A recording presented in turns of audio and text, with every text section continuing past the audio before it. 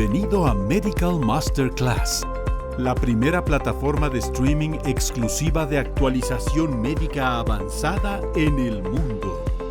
Gracias a su tecnología y metodología de aprendizaje de vanguardia, Medical Masterclass ha sido galardonada en Harvard Club como la plataforma del año. Tendrás acceso a expertos y grandes maestros de la medicina, líderes en sus campos, compartiendo su conocimiento y experiencia. En Medical Masterclass creamos videos de alta calidad que facilitan la asimilación y retención del conocimiento, que no solo eduque, sino que también inspire y motive a cada profesional. Actualizamos constantemente nuestro catálogo. Cada semana tendrás acceso a nuevas masterclass, cubriendo los temas más relevantes y actuales en el mundo de la medicina a través de masterclass y series médicas avanzadas. Sé el primero en enterarte. Con Medical Masterclass obtienes acceso exclusivo a primicias y la oportunidad de participar en masterclass en vivo, interactuando directamente con los expertos. La educación médica no tiene límites. Nuestra plataforma está disponible en todo momento y desde cualquier lugar, con una navegación intuitiva para una experiencia sin complicaciones, tan sencillo como respirar.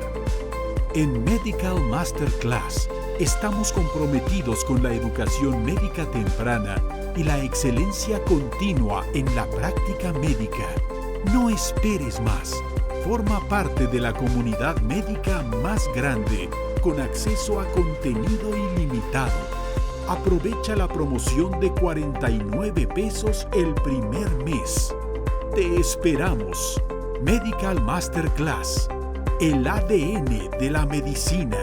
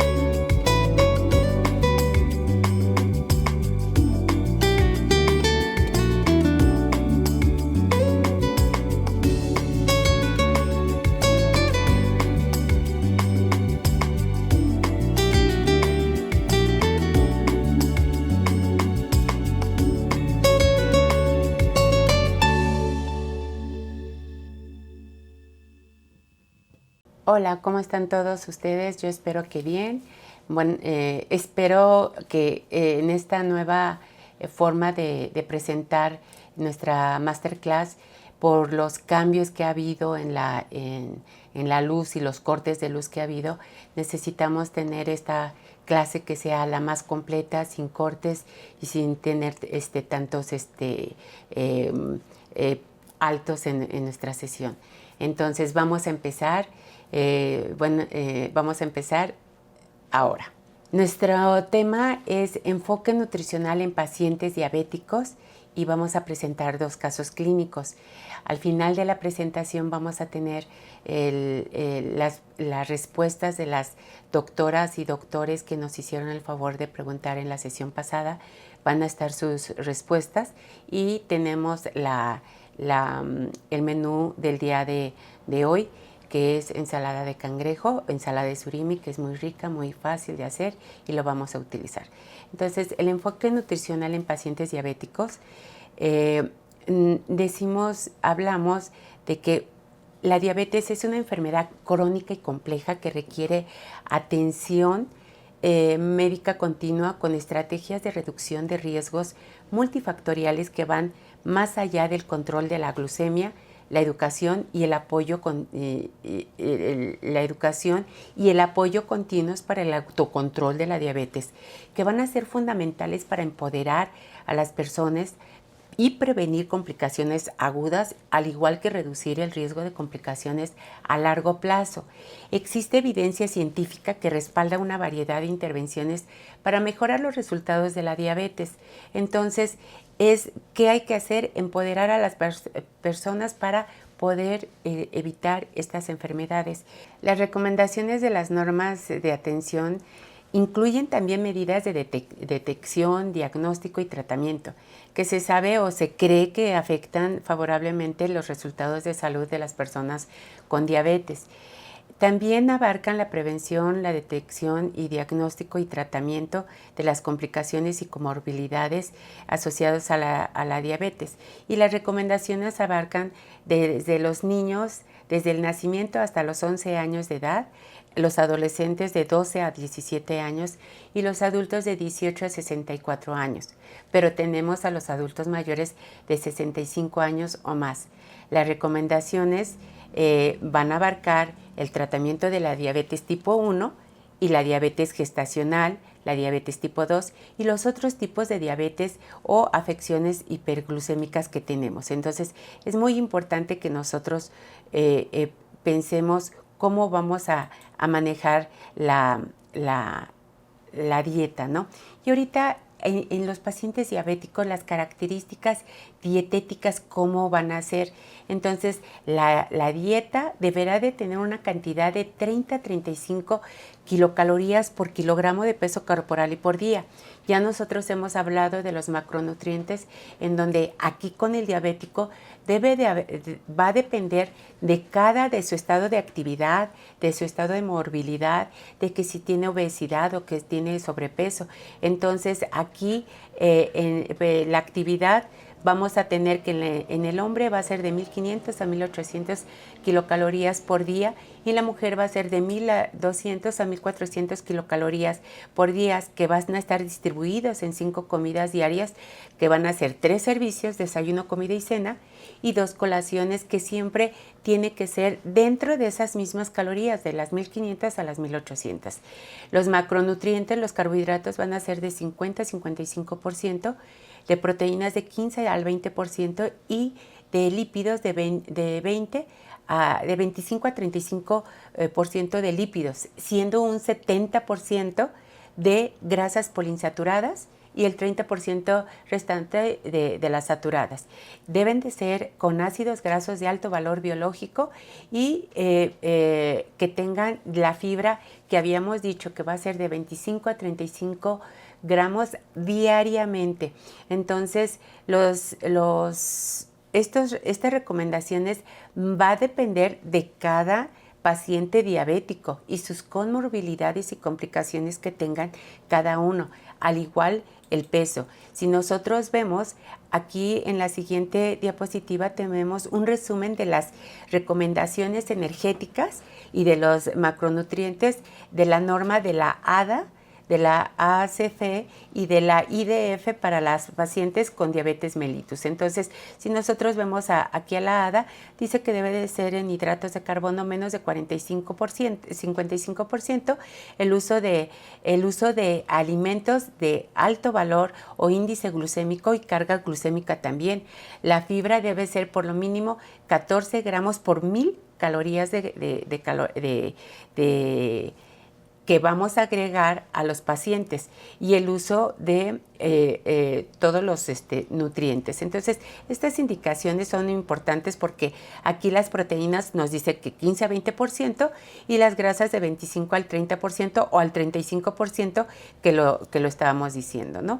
Y ya en la siguiente diapositiva es muy importante tener en cuenta una dieta con valores de los nutrientes y el cálculo calórico, porque aquí, como ya lo vimos, la ALADAD recomienda dietas entre 800 y 1.500 calorías en los planes de pérdida de peso. Normalmente el paciente diabético tipo 2 es obeso o tiene sobrepeso. ¿Por qué? Porque pues comen más, y eso pasa con la resistencia a la insulina, y que es un paso antes de la diabetes, ¿no? Entonces, si nosotros calculamos para pérdida de peso, la LAD recomienda dietas entre 800 y 1500 kilocalorías en los planes de pérdida de peso.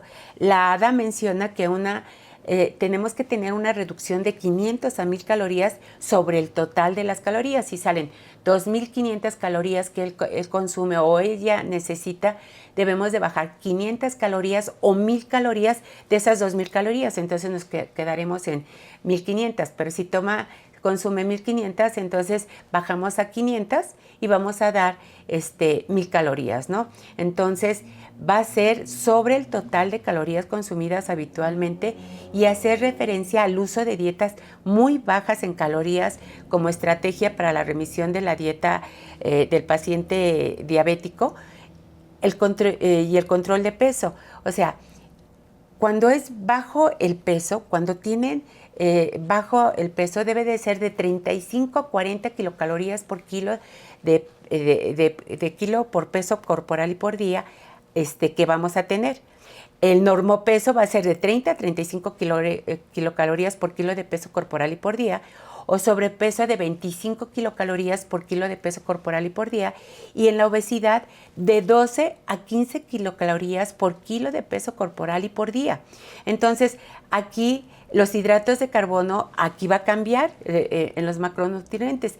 Podemos utilizar entre 40 y 50%, las proteínas entre el 15 y 25%, y los lípidos de 30 a 40%. Por eso a veces hemos utilizado los macronutrientes de 40, 20, 40. 40 de carbohidratos, 20 de proteínas y 40 de lípidos. Entonces, esto es muy importante que nosotros lo tengamos, que lo hagamos. El tener proteínas del 15 y 25%, sí, no es difícil de cubrir, porque tenemos complementos que podemos cubrirlos con eso, pero sí es importante que lo tengan para este cuadro. Es muy importante para la baja de peso, al cálculo del paciente.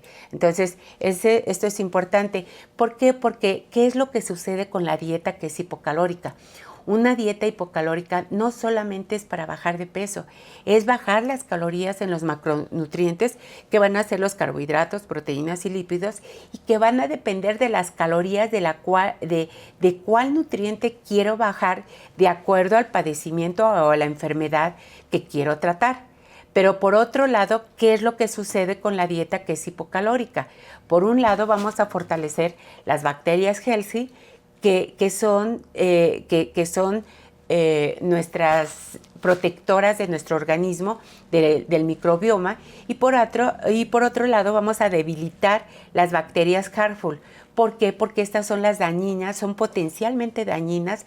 ¿Y cuáles son? Pues la actinobacteria, que ya lo habíamos visto anteriormente, la proteobacteria, los firmicutes, la roseburia, la probetelia, y actualmente tenemos la Escherichia coli y la Klebsiella pneumoniae.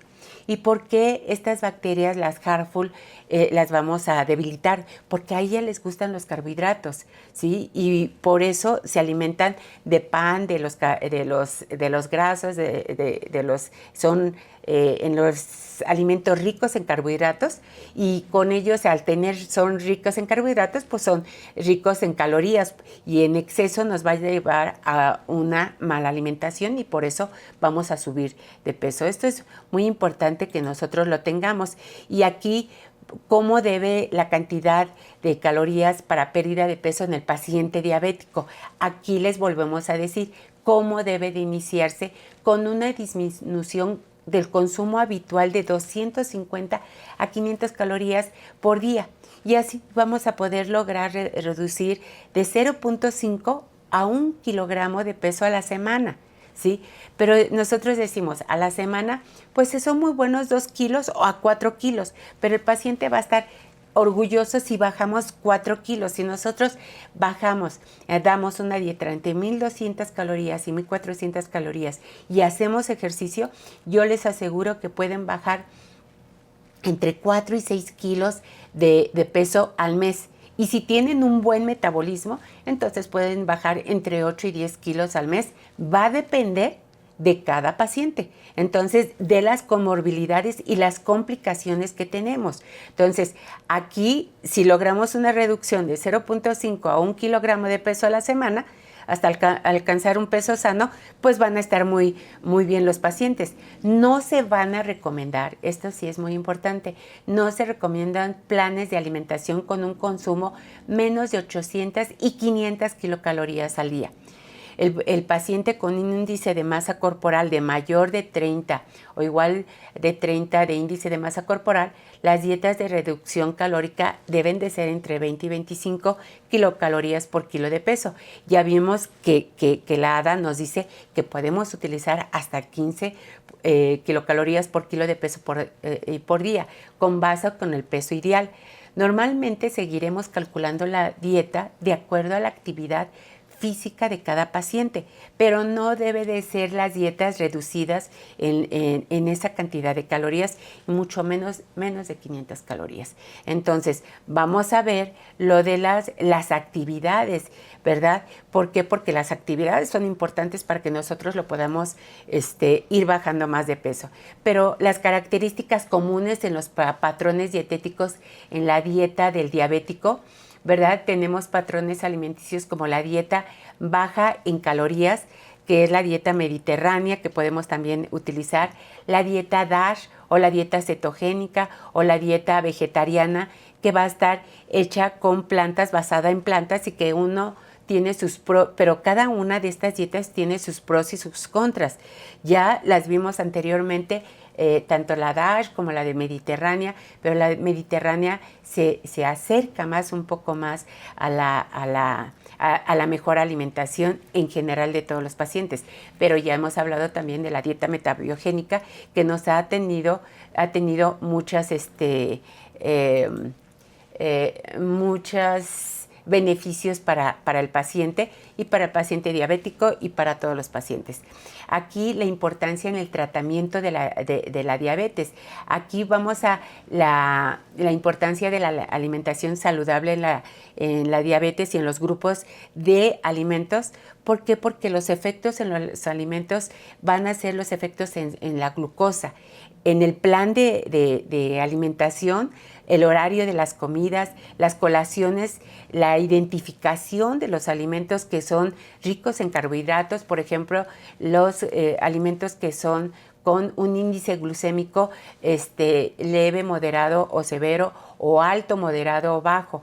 Entonces, eso es muy importante para que lo tengan. El conteo de los hidratos de carbono y la cantidad de consumos. Aquí entonces vamos a contar las porciones, una porción, cuánto nos va a dar de hidratos de carbono, 15 gramos, contar los gramos de los carbohidratos, una relación que va a tener con la insulina, porque estos son el consumo de ciertos nutrimentos para el control de peso, las habilidades que van a tener para la lectura de las etiquetas, de las bebidas que hay, del alcohol que consume el paciente. Les voy a poner una lista de alcohol para que ustedes tengan cuántas calorías tienen, porque a veces hay pacientes que van a tener, ay doctora, quiero mi vino, o me tomo mi tequila, o me tomo mi whisky en la noche. Entonces todo eso es muy importante. Si se los vamos a poder dar o no, va a depender de cada paciente.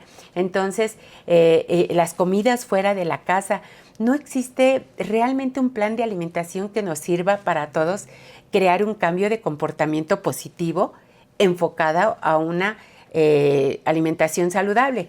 Toda educación en nutrición debe iniciar con los conceptos básicos de nutrición e ir avanzando poco a poco, como les estoy explicando, el identificar las porciones, el contar los gramos de carbohidratos, de proteínas, de grasas, usar la relación insulina-carbohidratos y afinar esas destrezas con el índice glucémico o con la carga glucémica para ir avanzando en conceptos más avanzados. Entonces, aquí, por ejemplo, tenemos los cambios del estilo de vida en el paciente. Entonces, Entonces, aquí el ejercicio aeróbico en el paciente diabético debe de ser de 30 a 45 minutos. Las actividades que se deben incluir en una rutina de ejercicio para los pacientes diabéticos son los que deben de contemplar una rutina de ejercicio aeróbico como la natación, ¿verdad? Tenemos la natación, el caminar, el trotar, el correr, el caminar, el tenis, andar en bicicleta. Esos son ejercicios aeróbicos, caminar en la naturaleza, en los parques.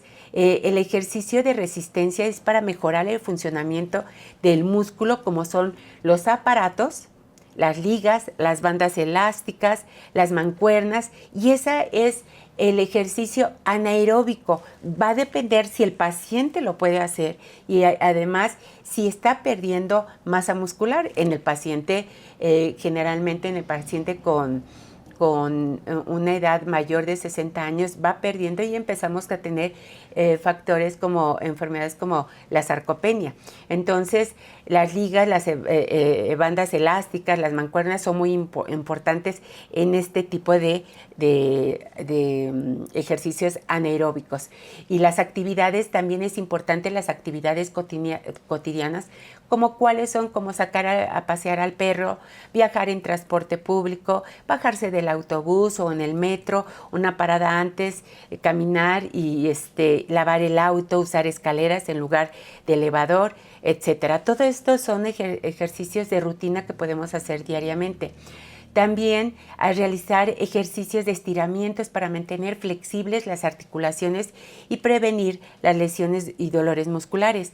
Tenemos también el agua. Acuérdense que el agua son mínimo tomar 30 mililitros por peso corporal y por día, y máximo 50 mililitros por kilo de peso corporal y por día. Entonces, si nosotros lo vemos 30 mililitros por kilo, van a ser, si pesa 70 kilos, 70 por 30 van a ser 2 litros 100 mínimo, y 70 por 5 van a ser 3 litros y medio de agua. Entre 2 litros 100 y 3 litros y medio, un promedio de 2 litros y medio a 3 litros diaria de agua, tomando en cuenta también la gelatina, tomando en cuenta el café, el té, los consomés, las sopas caldosas, ¿no?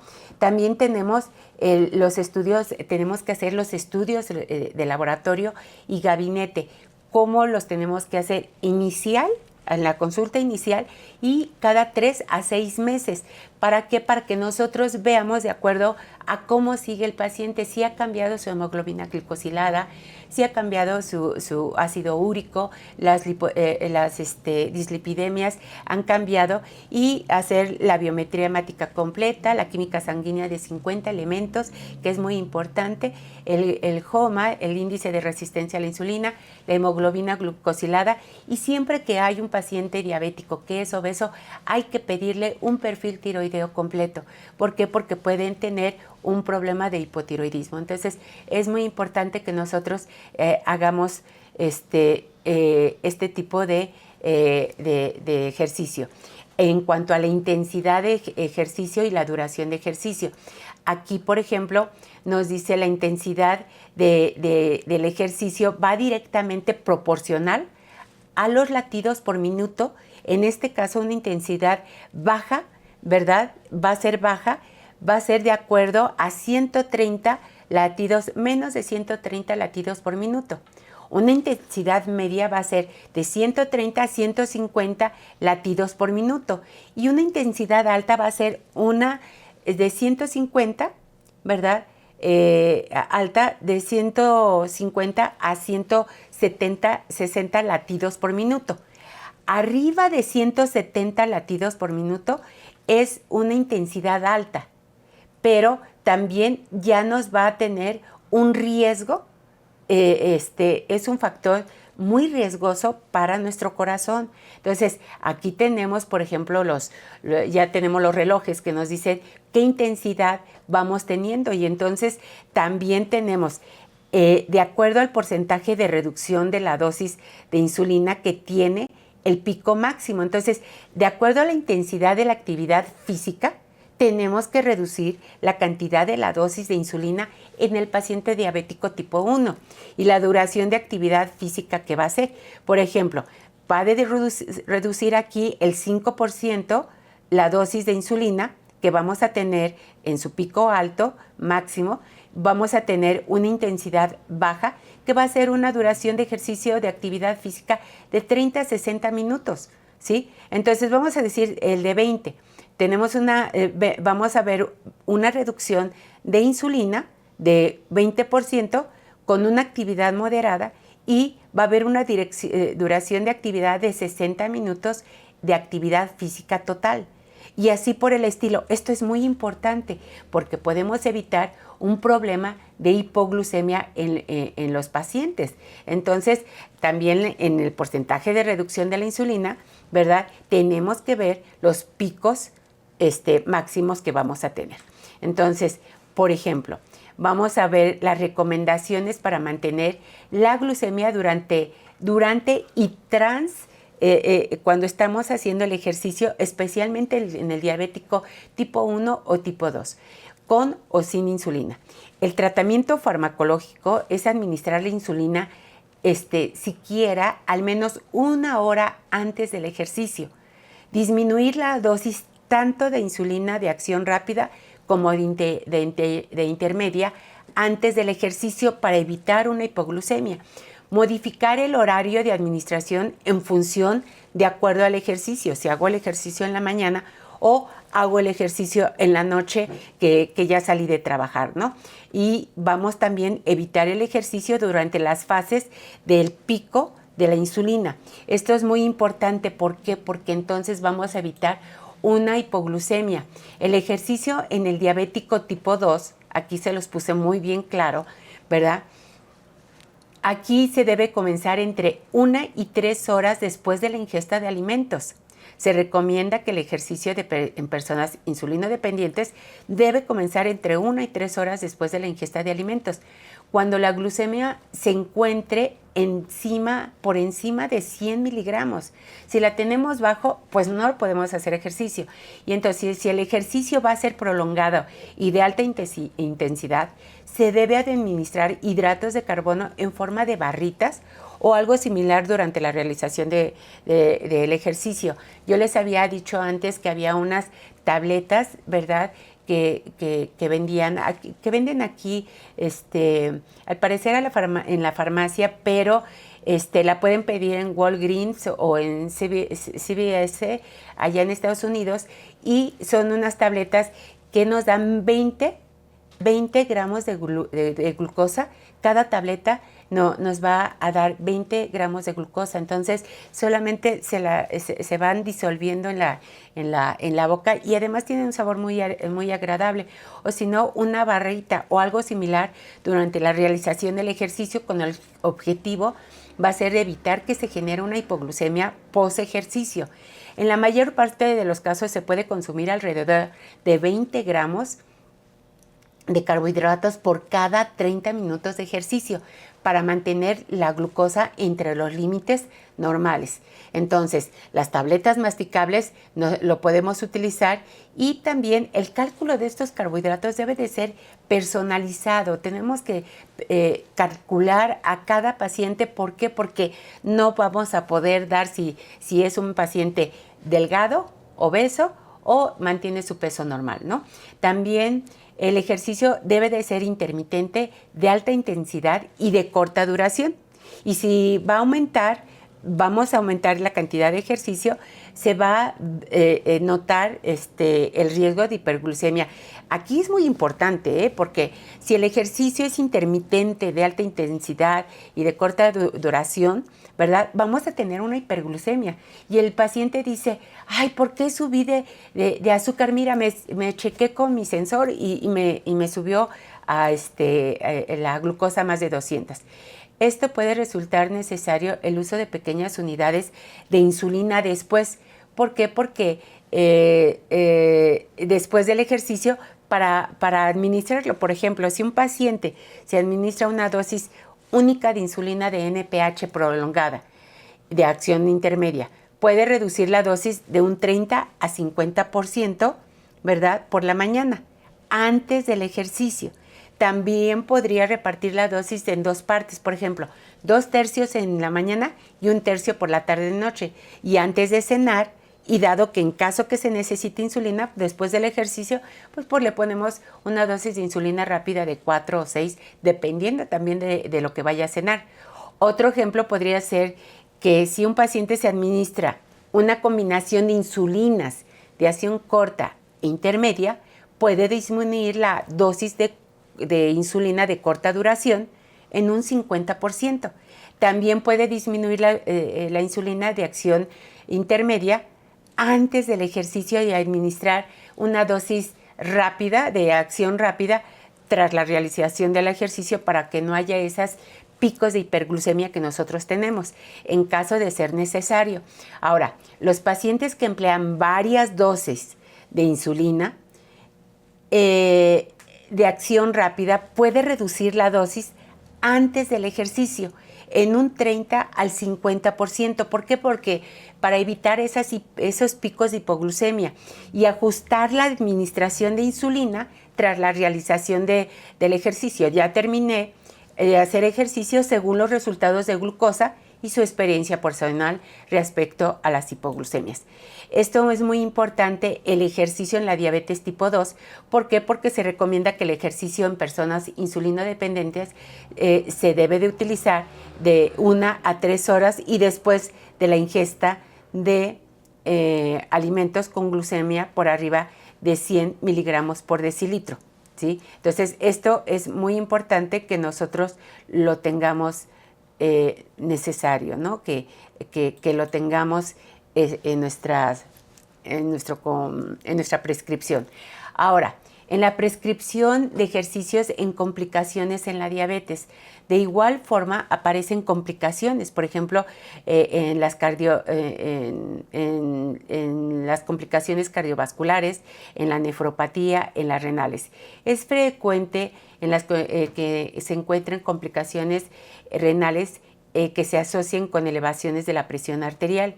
En estos casos se debe evitar los ejercicios que producen un efecto hipertensivo, como levantar pesas o cualquier ejercicio que involucre la técnica de Valsalva.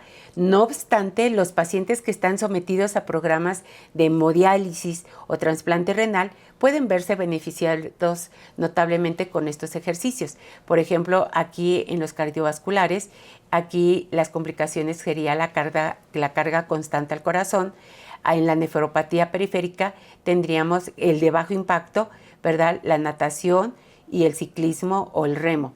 En la neuropatía vegetativa tenemos el control cardiológico. En la retinopatía diabética tenemos el no aumento de la presión arterial sistémica y no tener los movimientos bruscos. Y como les había dicho, la de la nefropatía diabética. Entonces es muy importante que nosotros tengamos, por otro lado, la retinopatía diabética y la actividad física. Los pacientes sin retinopatía diabética pueden tolerar ejercicios de fuerza o mayor intensidad de ejercicio aeróbico. Las sesiones de entrenamiento siempre deben de comenzar con un calentamiento con ejercicios aeróbicos de baja intensidad, con una duración aproximadamente de 5 a 10 minutos, lo cual nos permite reducir el riesgo de lesiones.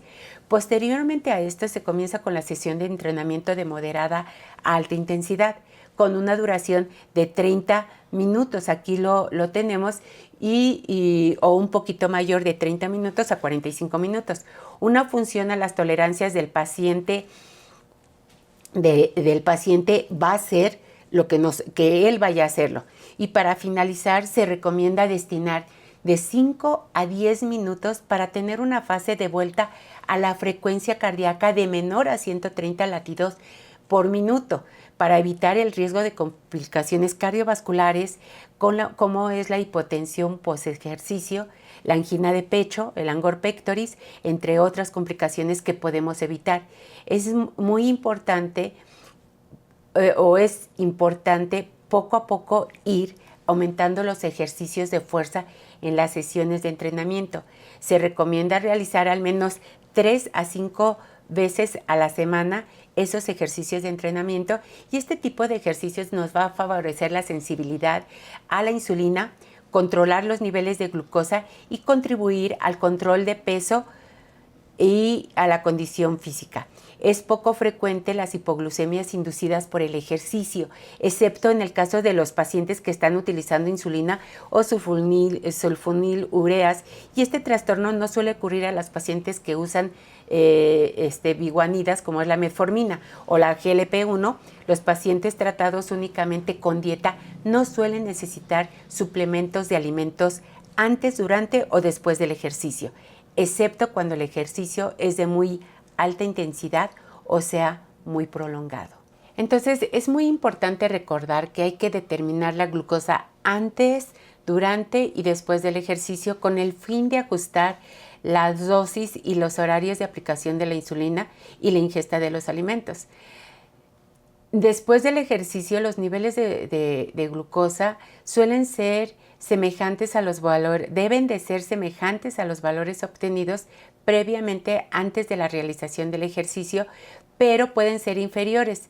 En caso de que sean menos de 100 miligramos por decilitro, será necesario administrar una dosis de carbohidratos y retrasar el ejercicio si la glucemia es menor a 100 miligramos por decilitro, y si es mayor a 250 o 350 miligramos por decilitro, con la presencia o sin la presencia de cuerpos cetónicos en orina, se pueden detener. No debemos de retrasar el ejercicio con niveles arriba de 250 o de 300 o menores de 100 miligramos por decilitro de glucosa. Eso es muy importante, pero para eso necesitamos tener siquiera determinar, ¿verdad? Se pueden emplear suplementos para subir la glucosa, nutricionales con el fin de establecer la glucosa, pero también debemos de ver qué cantidad de glucosa vamos a tener.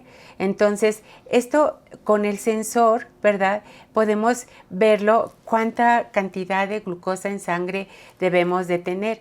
Una herramienta muy importante para el paciente para el control de su glucosa es el sensor que les digo, el Freestyle Libre de Abbott, el cual con un monitor que tengan o en su celular pueden medirse ya sin picarse las yemas de sus dedos, y pueden medirse en un momento, pasarse de su celular, que siempre todos los tenemos, pasarlo, o el monitor, verlo, pasarlo con el sensor, y vamos a determinar cómo vamos a tener la glucosa. Esto es muy importante porque va a medirse en ese momento el aumento o disminución de la glucosa de sangre en ese momento durante 14 días. Entonces, aún inclusive yo les había dicho que si están dormidos va a estar ese monitor, ¿no? También vamos a ver el control, ¿verdad?, específico de la respuesta individual al ejercicio.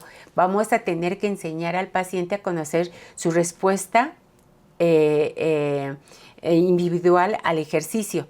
Va a ser en función, vuelvo a repetir, del tipo, de la intensidad y duración u otros factores que puedan alterar su glucemia.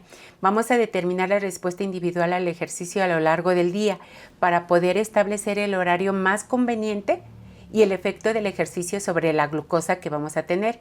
Vamos a evitar el ejercicio a última hora de la noche por el riesgo de hipoglucemia, y en caso de tener hipoglucemia, ¿qué van a hacer? Vamos a determinar la glucemia capular si es posible en ese momento, si no lo tenemos. Y si tenemos los primeros síntomas de hipoglucemia, que decimos es el bajón, aquí vamos a tenerlo, por ejemplo, que es la sudoración, es el temblor, es la taquicardia, es el tener ansiedad por consumir algo de azúcar. Entonces hay que realizar la regla del 15. ¿Y cuál es la regla del 15? Entonces, es administrar 15 miligramos de glucosa y esperar 15 minutos para ver si ha mejorado o no ha mejorado la situación de glucosa. Si no ha mejorado la situación de la hipoglucemia, entonces vamos a repetir la ingesta de carbohidratos. ¿Cuáles son los 15 gramos? Pues es la mitad de un vaso de jugo de naranja o de Coca-Cola, o 2 cucharadas de mermelada o de miel o un vaso de leche, ¿no? Podemos utilizar también un vaso de leche con la mitad de un plátano y entonces esperar. Esta regla de 15 es muy importante porque es reevaluar la glucemia capilar en 15 minutos y si persiste menor, ¿verdad?, a 70 miligramos, que no ha mejorado la glucosa, entonces tenemos que repetir. Esto es muy importante enseñárselos a los pacientes, porque si no se lo enseñamos, entonces ¿cómo ellos van a saber si la glucosa es en la noche? Y acuérdense también que podemos poner en las mejillas, ¿verdad?, en la mucosa de la cavidad oral, podemos poner miel o azúcar. ¿Para qué? Para una cucharada de miel o azúcar. ¿Para qué? Para que se vaya absorbiendo y evitemos, ¿verdad?, la hipoglucemia. ¿Se recomienda la suplementación? Pues sí, o sea, existen muchos estudios científicos donde se ha comprobado la mejora en la disminución de la glucosa en sangre, como suplementos como el magnesio, como el cromo, como la vitamina D, vitaminas y minerales. Pero la ADA refiere que la evidencia no es muy clara respecto a este uso de los suplementos, al igual que son las hierbas o las especies, el aloe vera o las vitaminas o la canela. Entonces sí es importante, pues dependiendo de cada paciente, hacer la recomendación de la suplementación. Y aquí les pongo un ejemplo, ¿verdad?, de la glucosa, de las tabletas de la glucosa, ya sea en Walgreens o en CVS o aquí en la farmacia San Pablo o en la Benavides. En esas pueden haber tabletas con 20 miligramos de glucosa, ¿no? Y entonces tenemos también el uso de los probióticos y metabolitos bacterianos en la diabetes tipo 2. Entonces, existe la evidencia científica a prueba que el uso de probióticos en el control metabólico de la diabetes tipo 2 con beneficios potenciales y cuantificables bioquímicamente a través de niveles séricos de glucosa, de la hemoglobina glucosilada y los niveles de insulina. Esto permite incluir dicha intervención nutricional en el control metabólico y glucémico de estos pacientes. Otro beneficio del uso de probióticos y metabióticos o metabiogénicos se da a las personas con diabetes mellitus o con resistencia a la insulina, para el mejoramiento de sus funciones inmunomoduladores, antiinflamatorias y estimuladores de las hormonas que van a disminuir los niveles de colesterol, dislipidemia, triglicéridos y masa magra. Este efecto en el tejido adiposo reduce la resistencia a la insulina como uno de los mayores beneficios del uso de probióticos como tratamiento coadyuvante al tratamiento farmacológico del paciente con diabetes mellitus tipo 2. La prevención en los pacientes con los factores metabólicos en riesgo. Entonces, es muy importante que nosotros tengamos estos metabolitos bacterianos por sus beneficios potenciales que nos van a dar. ¿Y cuáles tenemos? Pues tenemos el Metabiox, ¿no? Entonces, eso es muy importante que nosotros lo tengamos. Una terapia nutricional, ¿verdad?, adecuada está asociada con una disminución en la hemoglobina glicada, ¿verdad?, de 1 a 1.9% en personas con diabetes tipo 1 y de 0.3 en personas con diabetes tipo 2. De 0.3 a 2% en personas con diabetes tipo 2. De la misma manera, en la diabetes tipo 2 puede reducir el número y la dosis de medicamentos para el control glucémico, ayudando al control de la hipertensión arterial y disminuir los niveles de colesterol o triglicéridos que tenemos. Aquí tenemos que no debe de ser mayor a 6.5. Cuando es mayor a 6.5, pues que ya es con diabetes, ¿verdad? Debe ser menor a 5.6, 5.7 para que tengamos una glucosa normal. Y la hemoglobina glucosilada de 5.7 a 6.4% debemos decir que es prediabéticos o mayor riesgo de desarrollar diabetes. Esto es muy importante para pasar al grupo de cuáles son los alimentos ricos de índice glucémico alto, medio o bajo.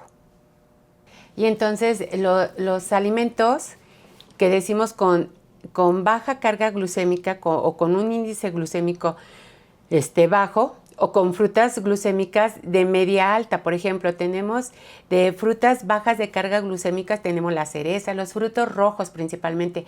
Aquí puse la cereza, las fresas, las frambuesas, cranberry, ¿verdad? Tenemos las ciruelas, la toronja, el kiwi, tenemos la mandarina, ¿verdad? El durazno, el limón.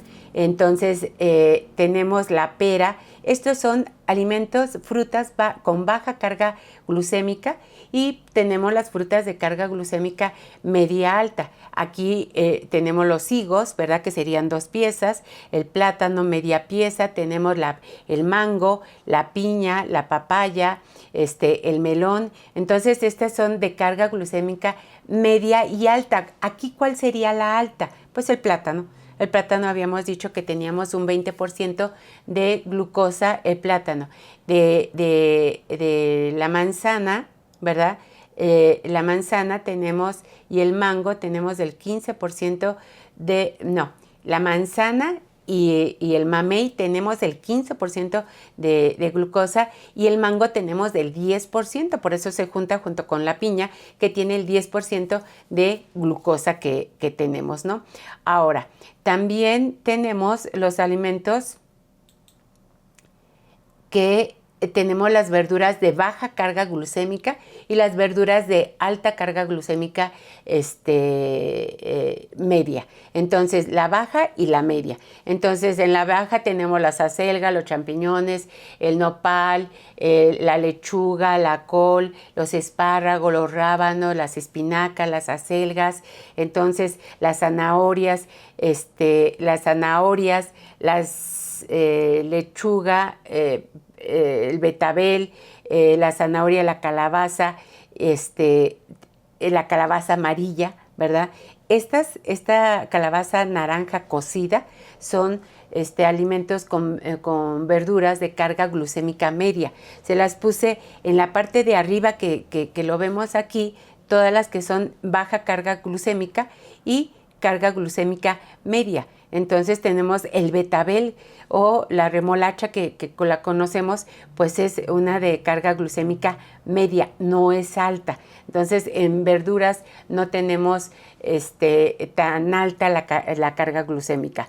También tenemos, nosotros tenemos los alimentos de origen animal con bajo aporte graso. Es muy importante que nosotros lo veamos. ¿Por qué? Porque de bajo aporte graso tenemos al pescado, tenemos al salmón, tenemos el queso, ¿verdad? Si nosotros ponemos una chuleta de cerdo, pues vamos a utilizar como media pieza, pero la chuleta de cerdo no es porque tenga grasa, es la forma en que nosotros cocinemos o ponemos con frituras. Entonces es muy importante ver esto.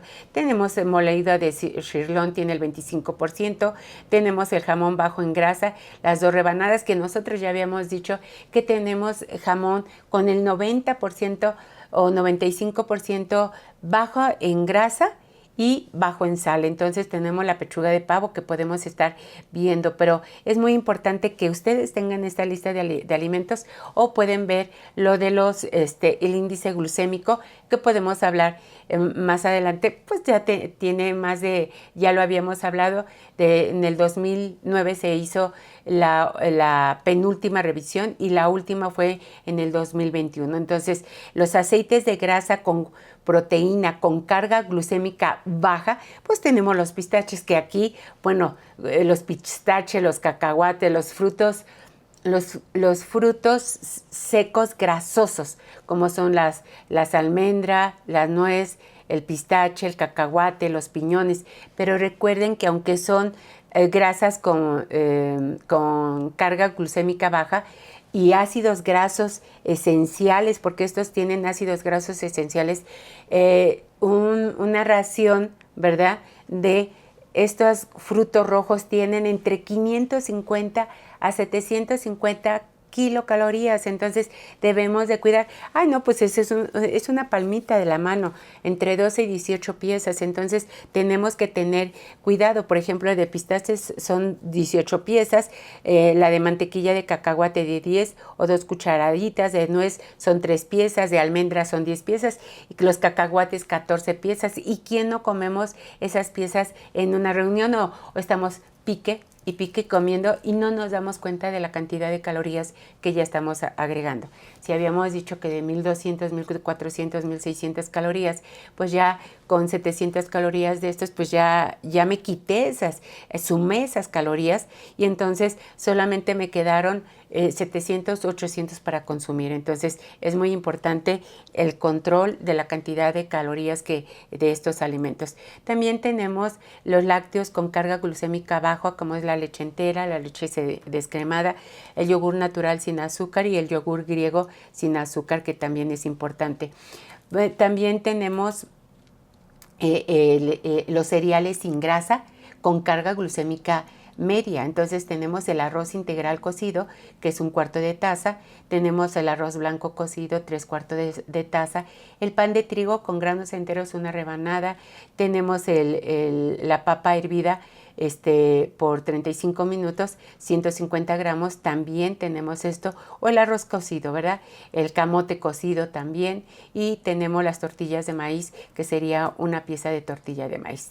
Entonces, con estos índices glucémicos, que ya tenemos la lista de alimentos con el índice glucémico bajo y medio, pues podemos ya preparar una dieta para el paciente, ¿verdad? Ya tenemos con su cantidad de calorías, con la actividad que debe de ser, con los macronutrientes en sus porcentajes.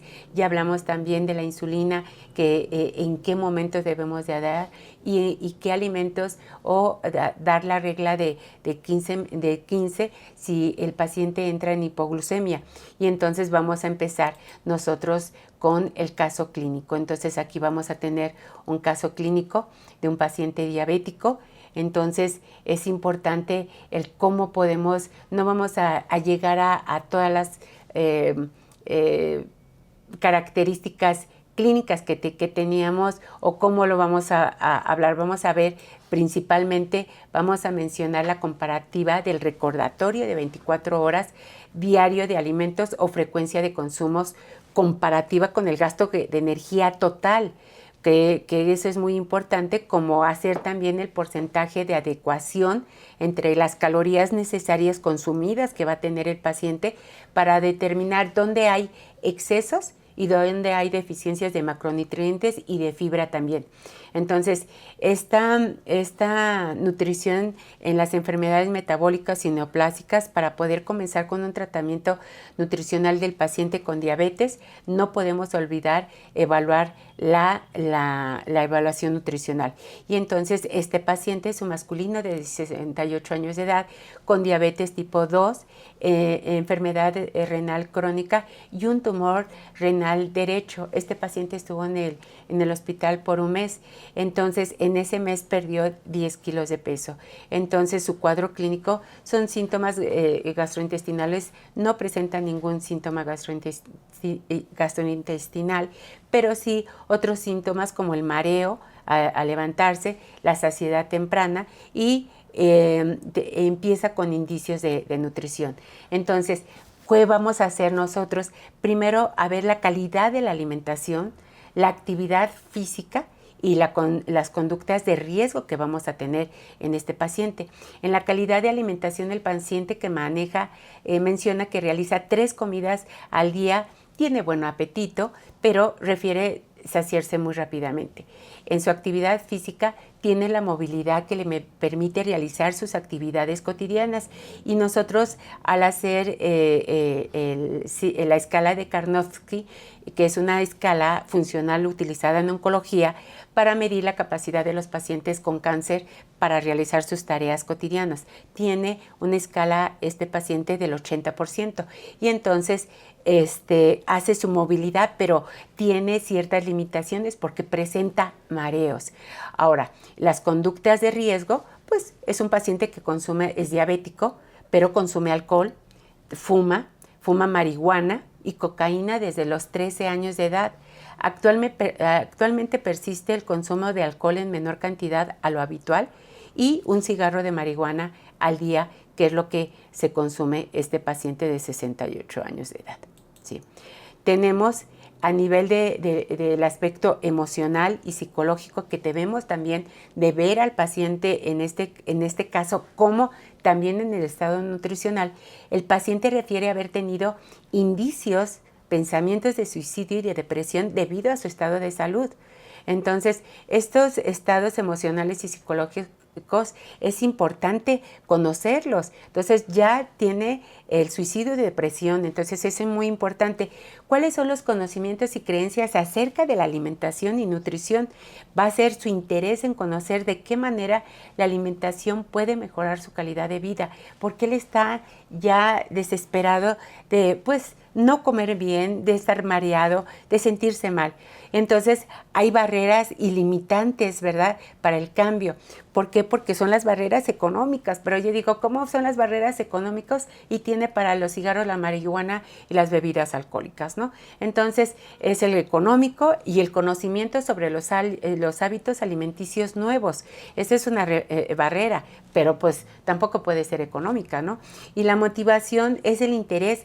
Su motivación de él ahora es el interés en convivir y conectarse con su familia, después de tantos tiempos de tener el problema de la diabetes y no cuidarse. Y entonces la evaluación, ¿verdad?, se tiene que hacer, habíamos dicho el ABC de la nutrición. La evaluación del estado nutricional va a implicar delimitar diagnósticos, los cuales van a representar un juicio del valor sobre el estado del individuo. Y entonces empezamos con la evaluación antropométrica. Aquí el índice de masa corporal, el paciente tiene 21.09 de índice de masa corporal. Y nosotros decimos, bueno, pues es un hombre de 20 a 25, está normal, pero no, porque en la clasificación de los adultos, ¿verdad?, en los adultos mayores tenemos que mayor de 22 es bajo peso, ¿sí? De 22 a 27 es un estatus normal, está eutrófico. Pero si nosotros decimos aquí, en este está de bajo peso, porque es menor, tiene 21.09, apenas empieza a tener. Su estatura es 1,57 con 61.59 de máximo de kilos, pero actualmente, ¿verdad?, el paciente pesa 62, su promedio, ¿verdad?, habitual es de 62. Entonces hay que tener la clasificación del adulto mayor, porque para poder descartar una sarcopenia, una pérdida de peso y una pérdida de músculo que vemos en la sarcopenia. Entonces es muy importante valorar los estados antropométricos, valorar los valores bioquímicos que están reportando los estudios del paciente, ya que aquí vamos a ver el estado nutricional y nosotros vemos que la urea, el nitrógeno ureico, la creatinina, pues están aumentados. ¿Por qué? Porque tiene insuficiencia renal, pero también vemos que están en el límite los leucocitos y los neutrófilos están elevados. Entonces aquí tenemos una sepsis, una infección que no sabemos en qué se encuentra. Pero también tenemos una hemoglobina de 9.3 que debemos de que verla como que hay un problema en su hemoglobina. Y si vemos el hierro, bueno, pues tenemos 28. Ya decimos el por qué los mareos del paciente. Está mareado porque pues también está con anemia ferropénica, ¿no? Entonces nos reportan la función hepática, los electrolitos séricos normales, su glucosa y el ácido úrico se encuentran un poco elevados, ¿verdad? El ácido úrico en 6.1 aproximadamente, y el hierro está bajo. Entonces sí es importante los indicadores clínicos por la sintomatología. Con todo esto estamos tratando a nuestro paciente. Por ejemplo, tenemos un paciente con un funcionamiento renal disminuido, ya que las sustancias tóxicas del metabolismo de las proteínas se encuentran en la urea, ¿verdad? Nos indican los neutrófilos, la infección y la hemoglobina glucosilada. Aquí nos va a indicar el estado clínico, ¿verdad? El diagnóstico actual es la diabetes tipo 1, ¿verdad? Tipo 2, perdón. Tenemos una diabetes tipo 2, una enfermedad renal crónica, un tumor renal derecho, el dolor lumbar, la anemia ferropénica, la sepsis que tuvo y en este mes le hacen la nefrectomía reciente, hace 15 días, pero ya el paciente está con disminución en todo este mes, bajó 10 kilos y por eso pedimos la valoración a nutrición. Y entonces aquí tenemos que los medicamentos a considerar, que vamos a ver con 20 unidades de insulina Lispro, ¿verdad? Que se le está dando, el sulfato ferroso por la anemia y los antibióticos por la sepsis que tuvo, ¿no?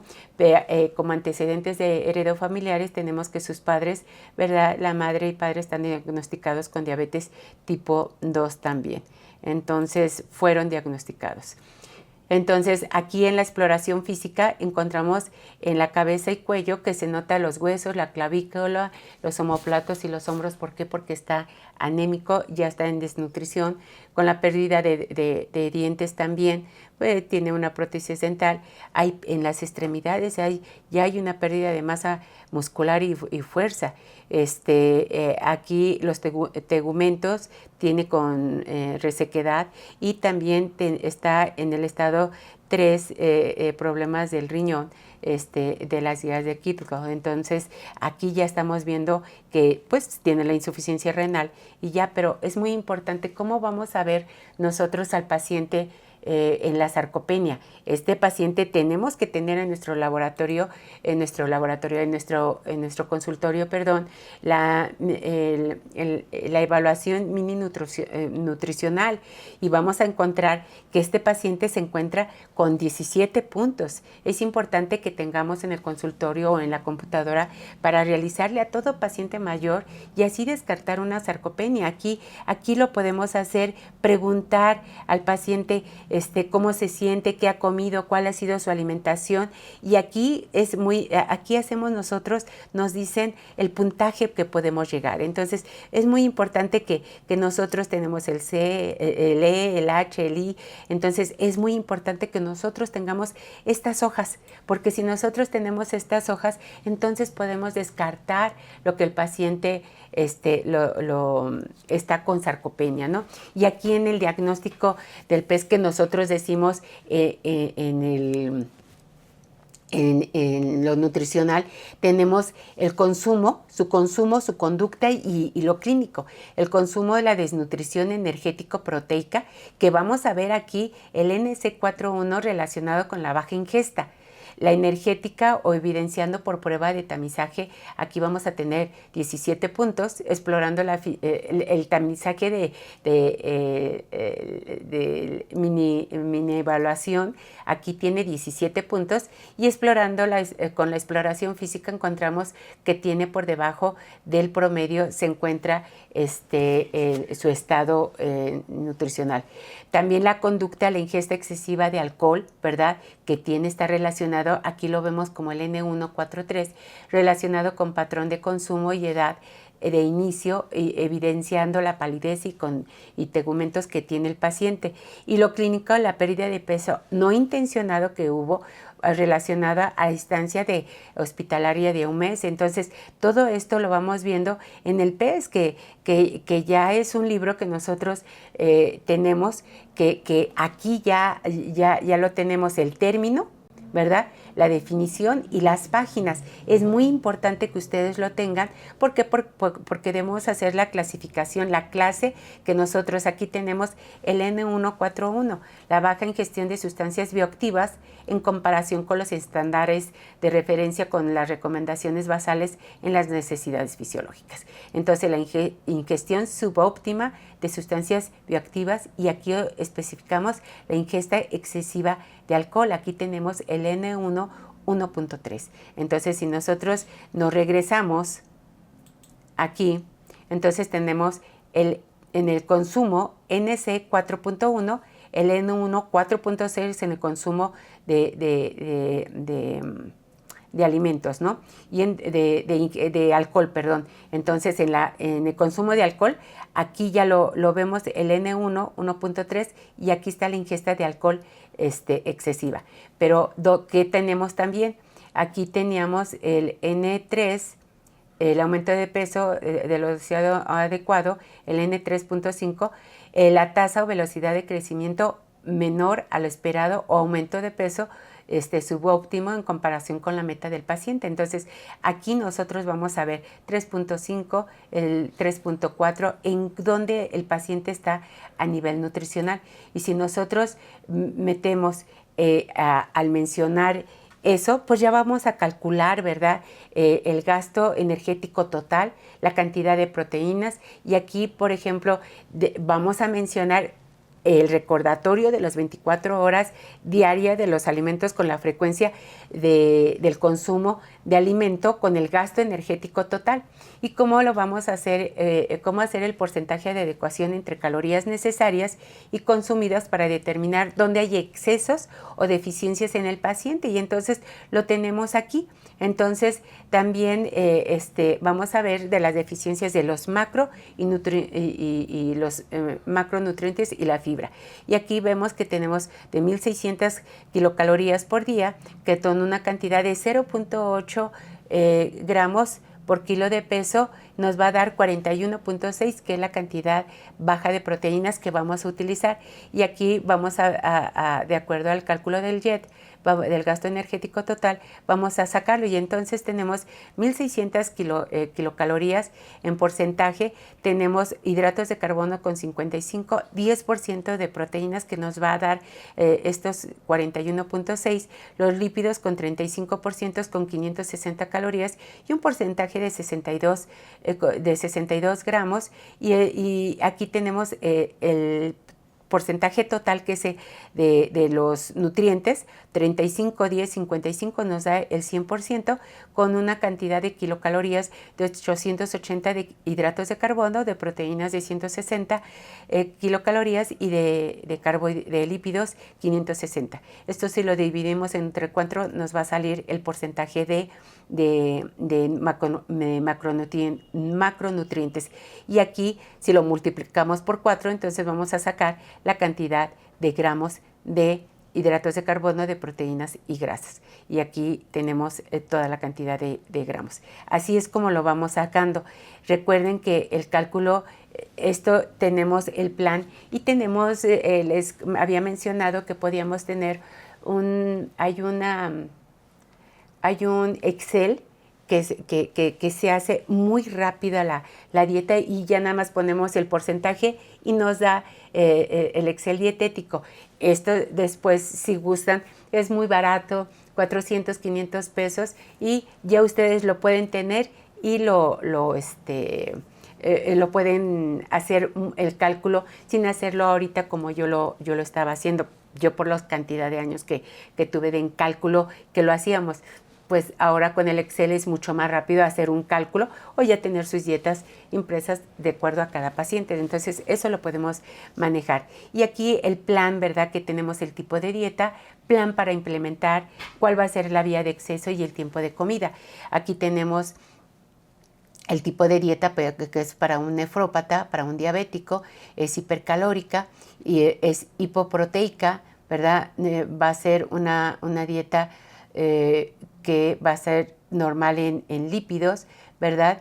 Y normocarbonatada también, sin que tenga modificación de agua en exceso. Entonces, el plan para implementar va a ser hipercalórico, hipoproteico, ¿verdad? Alimentos de bajo índice glucémico, y una fórmula para completar la cantidad de fibra, que va a ser la polimérica con fibra y proteínas. Entonces la vía va a ser oral y la fórmula polimérica. Y va a tener el tipo de comida va a ser 3 servicios, como es desayuno, comida y cena, y dos colaciones que vamos a tener con la fórmula polimérica. Y entonces aquí, ¿para qué? Para evitar complicaciones por el síndrome de mala nutrición que el paciente tiene.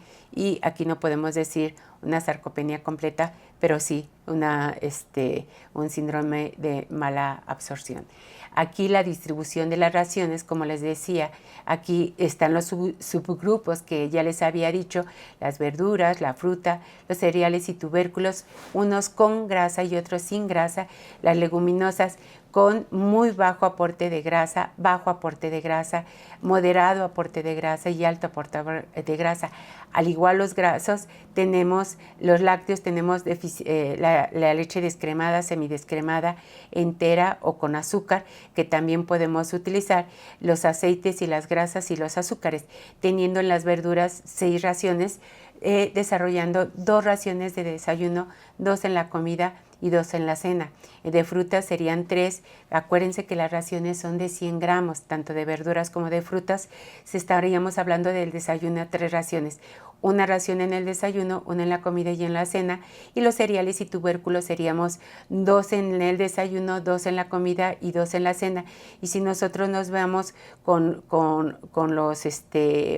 los alimentos ricos en proteínas, ¿verdad? Con bajo aporte de grasa, tenemos 1 de bajo aporte de grasa y tenemos aceites y grasas entre 6. Entonces tenemos 8, perdón. Tenemos 2 en el desayuno, 3 en la comida y 3 en la cena.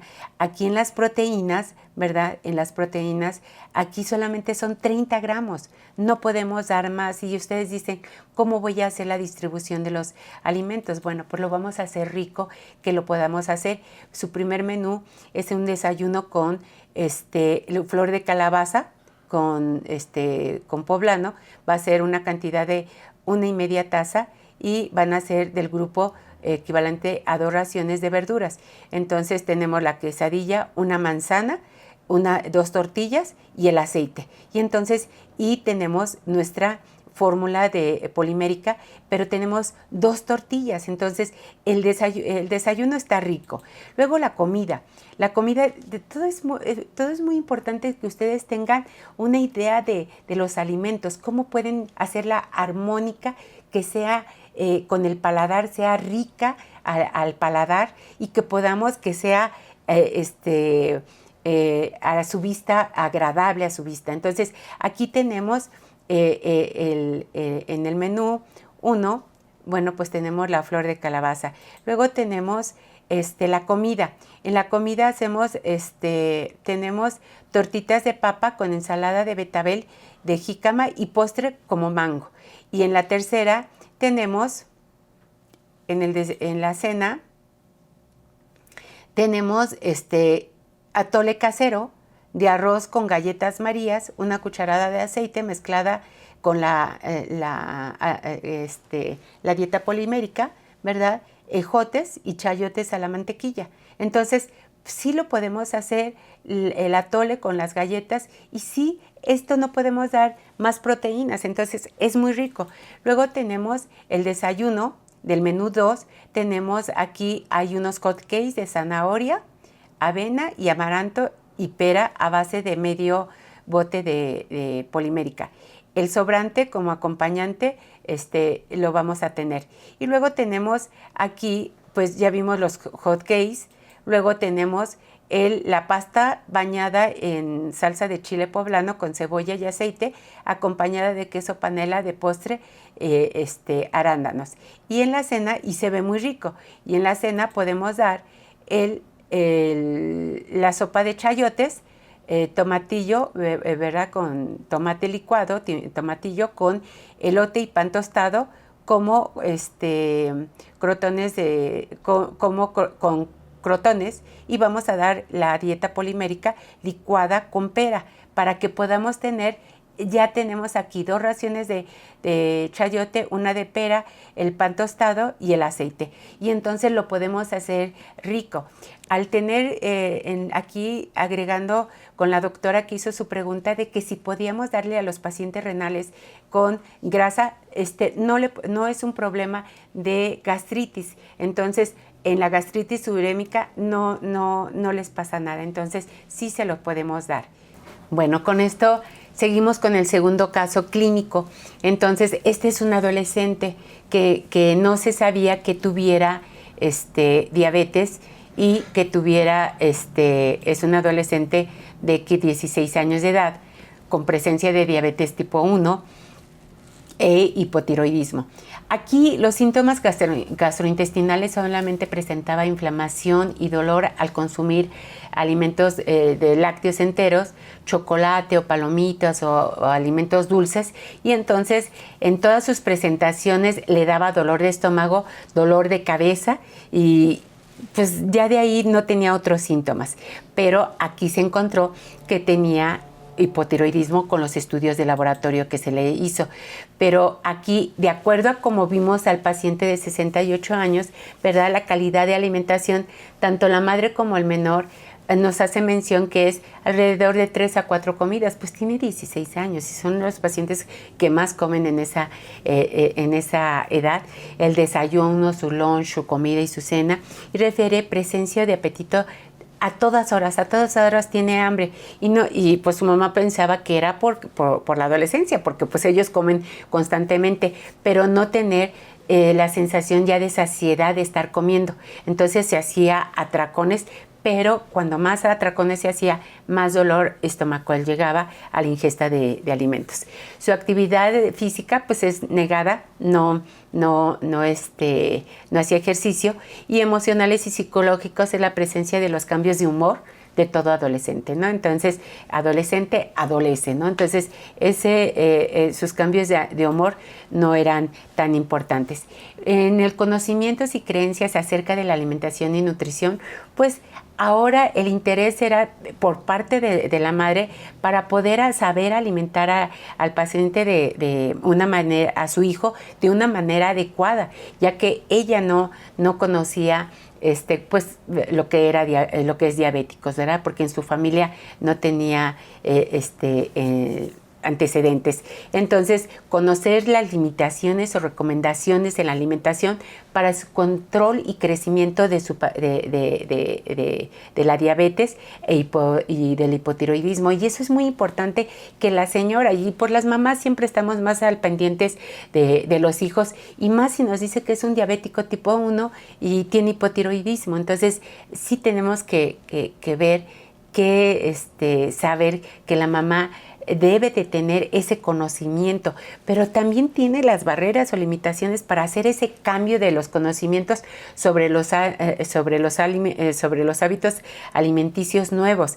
Y siendo un paciente adolescente es muy difícil. Su motivación del niño es regresar al colegio con sus amigos y llevar una vida normal con sus compañeras. Al igual, él decía que quería llevar una vida normal más adelante para si podía tener hijos o no podía tener hijos, y las consecuencias de tener una diabetes tipo 1, ¿no? Entonces, los chavos, los adolescentes, como que sí quieren estar un poco más metidos. Sus medidas pues pesaba 50 kilos y medio, con una estatura de 1,64 y su índice de masa corporal de 18.7. Entonces aquí es un paciente desnutrido que nosotros vemos, ¿no? Luego tenemos su prueba en los bioquímicos. Inicialmente pues no los teníamos, pero ya tenemos como diagnóstico clínico su diabetes tipo 1, el hipotiroidismo recién diagnosticado, al igual a diabetes. El medicamento a considerar, pues no había medicamentos. Aquí íbamos a poner lo que son la insulina, va a depender, y como les decía, no los antecedentes heredos familiares, pues la madre desconoce la información, ¿no? También aquí tenemos la exploración física, como aquí la palidez de las encías, dolor abdominal a la inflamación a nivel de los problemas digestivos, intolerancia a la lactosa, los problemas hormonales, el hipotiroidismo y diabetes mellitus tipo 1, ¿no? Entonces es muy importante que esto lo tengamos. Aquí tenemos nuevamente la fórmula para los varones de 10 a 18 años, de acuerdo a la FAO y de la OMS, del gasto energético basal en el niño, y nos da 1841, y de acuerdo a los varones de 10 a 18 con la fórmula de Schofield y también la fórmula de Kussmarsky. Pueden utilizar cualquiera de estos. Nosotros encontramos que tenemos del 15% del gasto energético total, nos da una cantidad de de 280 kilocalorías, ¿verdad? Y vamos a tener 1.3 gramos por kilo de peso corporal y por día de proteínas. De carbohidratos vamos a tener 50% y de lípidos 35%. Entonces, el cálculo de proteínas es el 15, 50 y 35%. Si se fijan, aquí es diferente como al señor, pero tenemos el 15%, no el 10%. ¿Por qué? Porque el paciente tenía enfermedad renal. Entonces, aquí tenemos el cuadro dietosintético que distribuimos, los carbohidratos 50, 35 y 15 con una cantidad de 935 calorías de carbohidratos, de lípidos 664 y de proteínas 280, con 1870 kilocalorías y de gramos totales tenemos lo demás. Este es el grupo que les digo cómo nos sale con el Excel. Nosotros solamente lo ponemos y nos va a poner la cantidad de calorías que vamos a tener. Y entonces aquí tenemos que tenemos verduras, 5 raciones de verduras, con frutas 3, tenemos de leguminosas, que son, ¿cuáles son las leguminosas? Ya lo sabemos: frijol, haba, garbanzo, lenteja, soya en grano. Y tenemos de cereales 8 raciones. Tenemos de proteínas 4 raciones de de ácidos grasos y de leche descremada que vamos a dar con aceites 11 raciones, ¿verdad? Pero va a ser sin proteína 11 raciones y con proteína de aceites 2 raciones. ¿Y cómo lo vamos a hacer?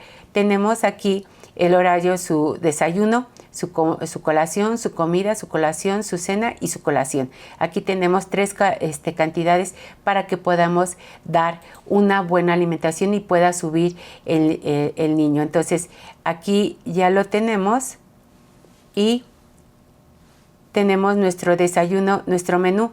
Su desayuno, que va a ser pan tostado con omelette de claras, espinacas y aguacate. Entonces, el aguacate es la grasa, ¿verdad?, con proteínas. Entonces tenemos 2 rebanadas de pan integral, se ponerlos a tostar, las claras de huevo, las espinacas y el aguacate. En la colación, avena con manzana, coco y almendra. Y entonces ya podemos, vean cómo es fácil hacer los menús. Aquí tenemos en la comida a las 2:30, espagueti a la crema, ¿verdad?, y croquetas de garbanzo con pollo en salsa de jitomate con ensalada fresca. Entonces, acuérdense que el garbanzo, la lenteja, tiene el aminoácido, la lisina, que nos ayuda, ¿verdad?, para en la desnutrición principalmente. Entonces, aquí están los croquetas de garbanzo en la comida. En la cena tenemos como colación fresas con crema y amaranto. Vean qué rica se ve. Entonces, fresa picada con la crema deslactosada y el amaranto. En la cena, los nopales cocidos, que van a ser tostadas horneadas con ensalada de nopal y queso panela. Y luego en la colación de las 10:30 de la noche, un batido de zarzamora, en donde aquí damos las nueces, la avena y el coco. Y entonces podemos dar una alimentación rica, ¿verdad?, variada, que nosotros podamos ver. Y entonces aquí espero que con estas dos casos podamos determinar cómo podemos dar la dieta al paciente, ¿no? Entonces, es muy importante que nosotros lo tengamos. Habíamos quedado, ¿verdad? Con esto finalizamos nuestra presentación, pero habíamos quedado que iba a contestar algunas de las preguntas. Tenemos aquí lo de dónde encontramos el aceite en Naturitas. Aquí el aceite de semilla de perilla, aquí se encuentran, ya les puse. Y también tenemos a la doctora Sonia: no puede poner un irritante en una dieta de insuficiencia renal por la gastritis urémica. Ya se lo respondí, porque no se dan irritantes de tipo picantes, o sea, no estamos dando picantes, irritantes, solamente a veces frituras, por ejemplo, en las quesadillas, o que no sean muy fritas, pero para aumentar las calorías en la cantidad de grasa, doctora Sonia. Y también tenemos aquí, podemos utilizar los azúcares sin grasa, bajos en sodio, aquí en las mermeladas, que también nos decía la doctora Gaby si podíamos utilizar mermeladas, que teníamos que hacerla. Es muy rico hacer mermeladas y además son rápidas, pero y se pueden guardar y se pueden hacer, pero también ya hay mermeladas bajas en glucosa y podemos utilizar en estos, doctora Gabriela, podemos utilizar la mermelada baja en calorías y además es muy rica. Aquí los líquidos bajos en sodio y en fósforo, que el agua mineral, el café, aquí lo estoy poniendo, y tenemos el etanol. ¿Qué cantidad de calorías tenemos en el whisky, en el pulque, en el tequila, en el vino tinto que podemos tener? Y para terminar, tenemos como último, pues muchas gracias a todos por su atención, y les dejo como receta la ensalada de cangrejo surimi. Como les dije al principio, es muy rica, tiene solamente 300 kilocalorías y se puede consumir tanto como comida o como cena. Y muchas gracias por su atención. Nos vemos el próximo jueves a la misma hora. Muchísimas gracias.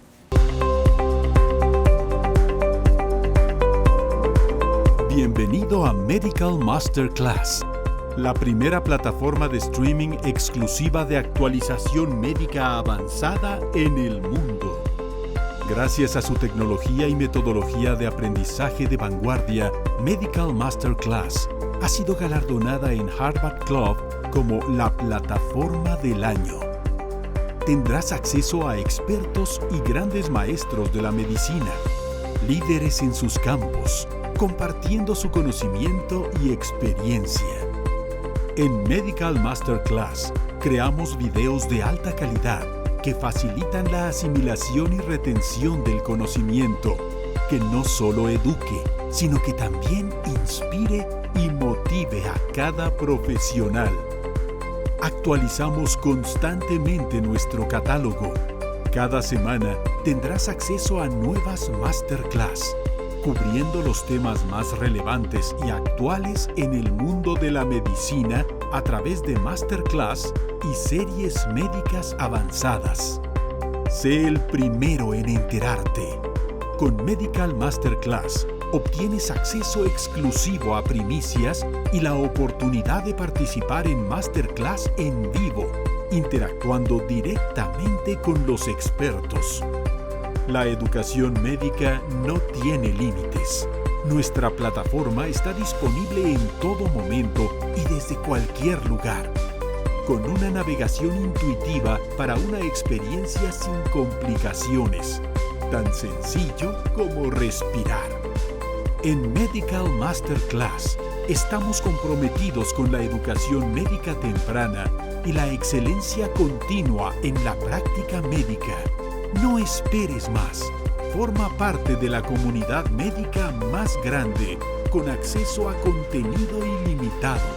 Aprovecha la promoción de 49 pesos el primer mes. Te esperamos. Medical Masterclass, el ADN de la medicina.